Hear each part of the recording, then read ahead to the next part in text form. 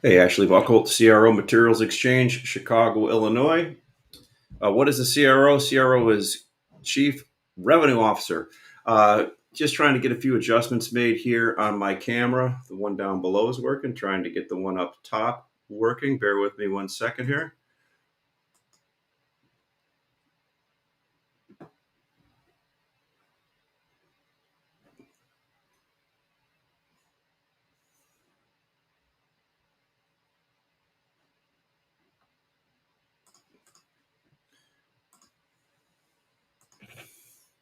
All right, say hello and where you're from if you come on.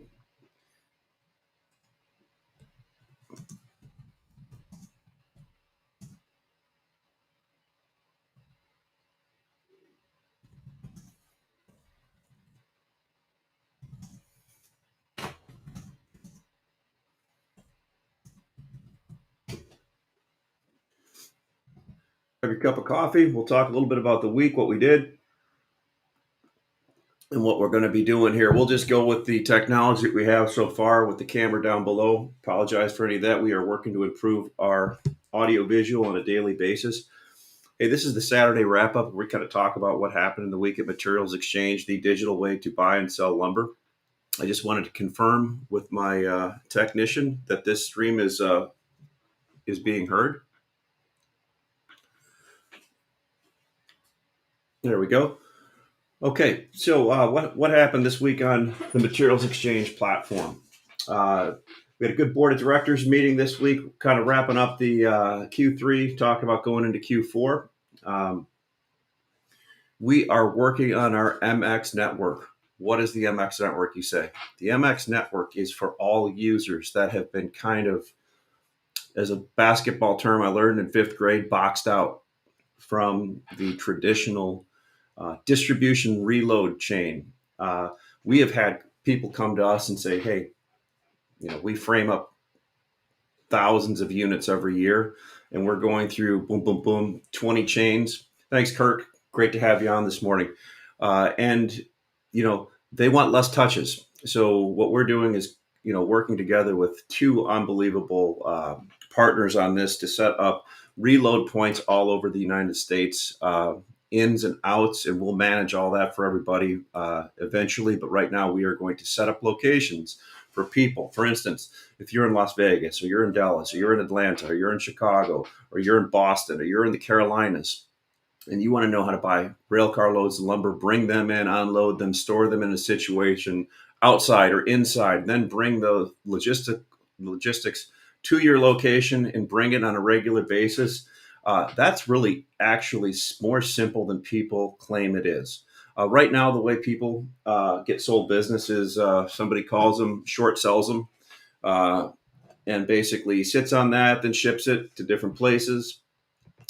So we're going to help improve that, not to be a term, that transparency, and help everybody look at that. That helps this also helps the small yards that were never able to buy carloads, and we're having to go through calling people to do that outside. You'll digitally be able to have that experience now. So that's called the MX Network, and we are going to launch that at the event we're at this week at the BCMC show.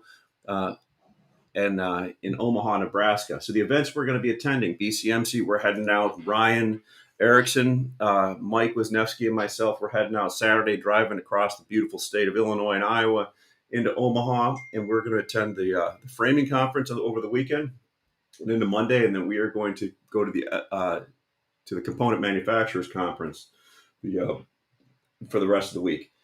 Excited about it. I just went through over the last week and looked at all the framers, the component manufacturers, people I've known for 30 years. Some people I'm going to meet for the first time. I will tell you this: people are excited to meet Materials Exchange. We are going to have a booth there. We're going to be on the floor showing people our digital platform. Please stop by, register. We're going to get you going. We're going to then head to a bunch of other events. I'll personally be going out to the Pacific Northwest and visiting the Southeast because we have a bunch of Southern pine mills that now want to get on.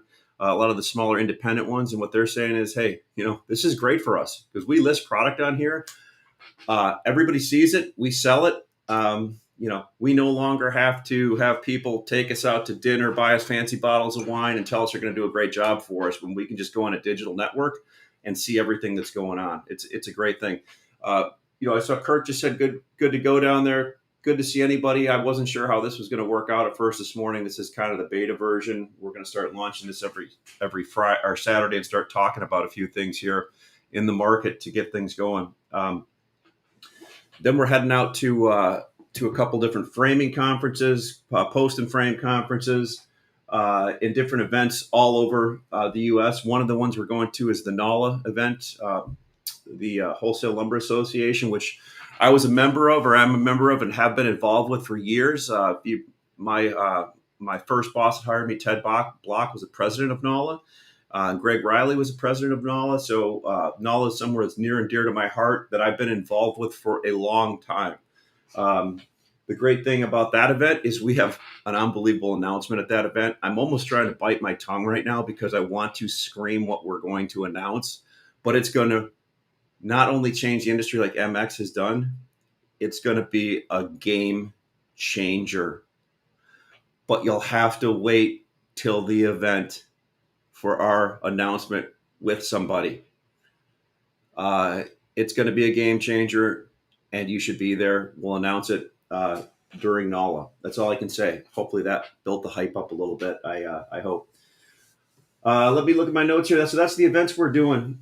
We finished launching Salesforce this week. Ryan Erickson put that in for us, along with John Mancine and Mike Wisniewski. It's unbelievable the way we can now we can move stuff around. What we want to do ultimately is we are going to start pushing notifications to buyers when they post something with offers that are coming in digitally, and vice versa with sellers that are posting stuff. We're even going to send the bids to sellers that may not even be on here yet.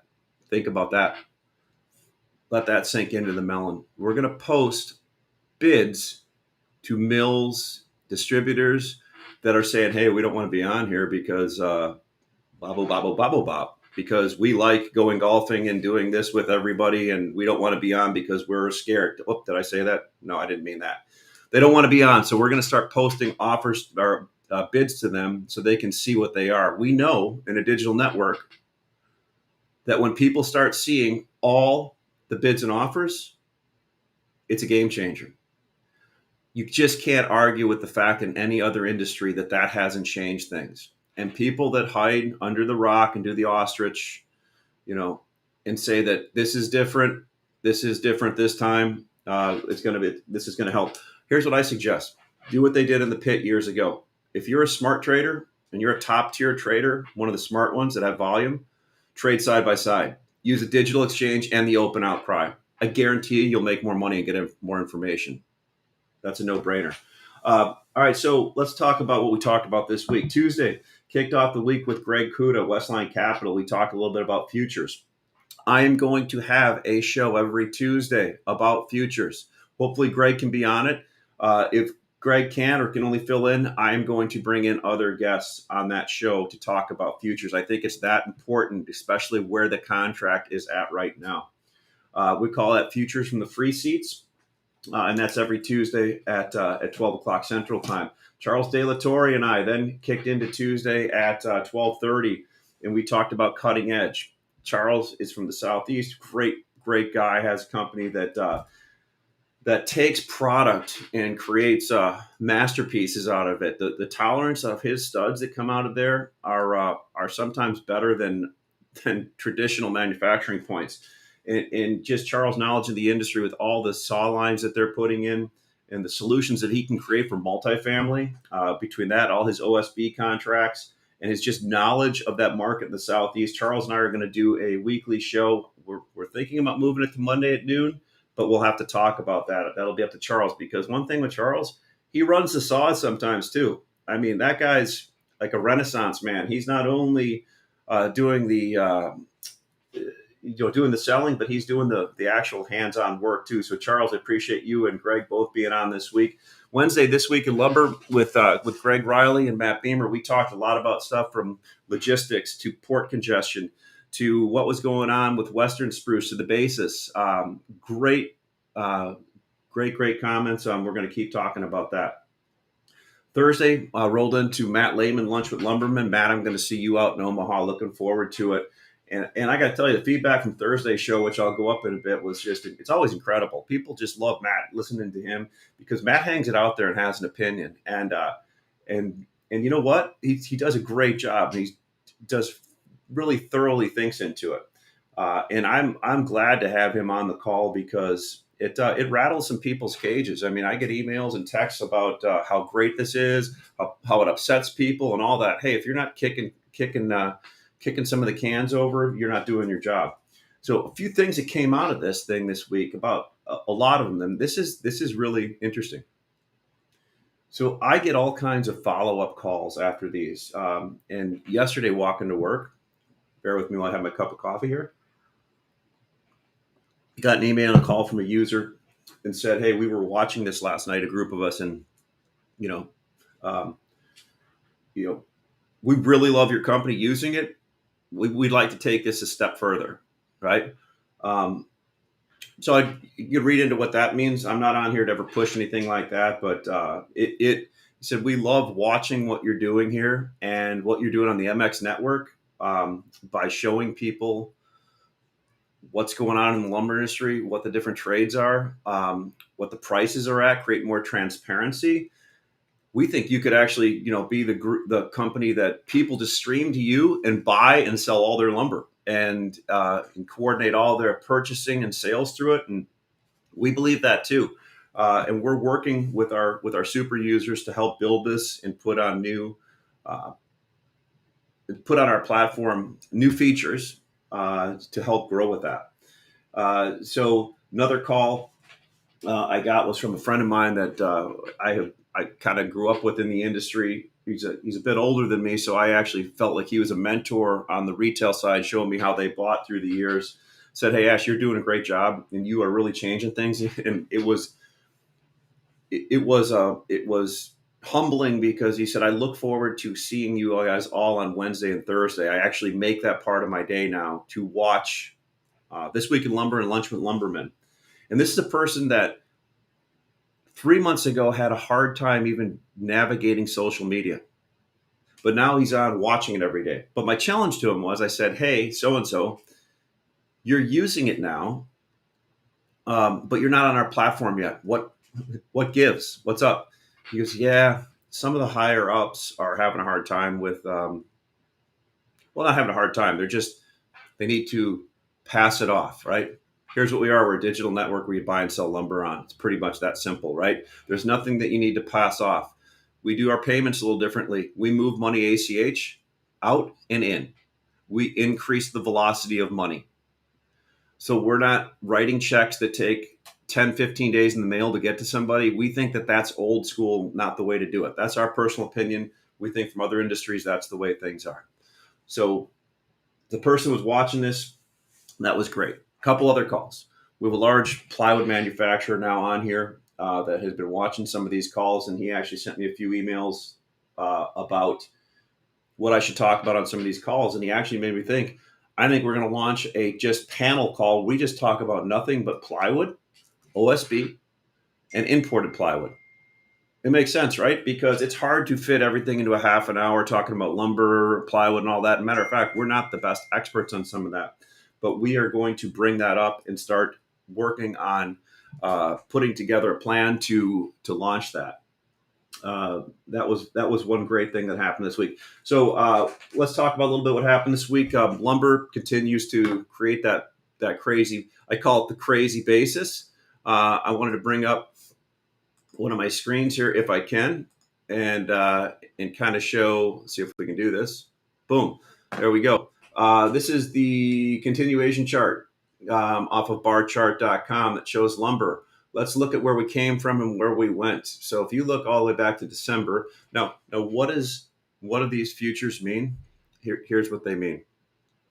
These simply mean this is what the price is, and take this kind of loosely because I don't have the exact things in front of me. This is what it costs in British Columbia, right? Roughly. And this is just 2x4 spruce. So this is a kind of a waning fiber basket. There's really only 2 or 3 mills up there that actually kind of set this price, so to speak, anymore. When I say set, that are on the open outcry. One of them does a great job, I think. One of them only sells to a handful of customers first, and then probably if there's something left over, show the rest of the market. I don't know how good that is, but that's the way it is. And the other one, uh, does a good job, but there's just not enough out there anymore. So if somebody makes one announcement, for instance, last week, in here somebody made an announcement of selling all their wood to China, out of one mill. So you kind of here's how that information flows. Somebody says somewhere that they sold to China. That's the information. Then it goes through a whole bunch of streams of brokers, buyers, sellers, and it's like that can game as a kid. You put a wax string on a can and you whisper on the table. By the time it gets to the other one, you can just imagine what the note is. Anyway, that's what it was. I'm trying to get some more information on that. So you can see we ran all the way up into May here, sold off. Here's the crazy thing. In this area, people thought we were going to bounce back, build a bunch of inventory again. Then we rolled all the way off into August, right? Here's why I commented on this here. People built such a big inventory back then that it's still going through the system, right? When I say the system, I mean the whole North American fiber basket lumber system. There's still people trying to liquidate inventory, move stuff off, do that. What's important here is that means that once they get down to a certain level, they'll start buying again. But think about this. This is the highest we ever have gone in the history of lumber, which I'm going to make the assumption that's probably the highest inventory anybody's ever been. Accumulation, distribution. That's what commodity markets do. And I could tell by some of the old lumber flying around the platform still and around the world that there's still a lot of that. So we talked about that. Let's get off this futures screen here. Boom, and go back to that. There we go. As we get a little bit better doing this, I'll put some more things out here. All right, so we talked a little bit about freight. Freight is getting tough again. Logistics are getting tough again. That's just the way things are going to be. That kind of is a self-fulfilling prophecy when every social media shows pictures of port congestion to human beings every day. It's like the old Weather Channel right now, where as kids growing up, if you got 2 inches of snow, it was nothing. But now if there's 2 inches of snow coming, they name a storm after it and have 24/7 coverage to freak everybody out and clear the shelves off. Lumber's not much different. Volatility is good for people in the middle of the chain, and a lot of times people like talking and chatting. It's like talking smack on the football field to people, right? Chatting back and forth. Hey, man, did you see this was going on? Did you see that the freight is really bad? You need to buy. I think people are kind of buying some inventory right now. Some are liquidating. I don't see the crazy moves that everybody's anticipating. That's just me. Greg Riley had a poll out last week that basically said, what do you think lumber's doing? Has it made a bottom? Is it going to go lower? Or is it going to go much higher from here? About 80% of the people thought we had made a bottom and we're going higher. From the history of me being in this business, I'll take the opposite side of that every day. I'll take the under. Just because generally that means when that kind of thing comes out, everybody's getting longer again. I don't know if that's true or not. I don't have any axe to grind here. That's just my feeling. And then we talked about Euro. We have a lot more Euro people calling us, wanting to get on the platform and sell. I thought that was interesting. So anyway, kind of got to get to my half an hour here. Hopefully you enjoyed this. It'll be a little bit more structured next time. Again, we are at the BCMC in Omaha this week. And hopefully we can figure out how to do these shows. We'll figure it out one way or another. But looking forward to seeing you all at the show if you're watching or on the streams. Thank you.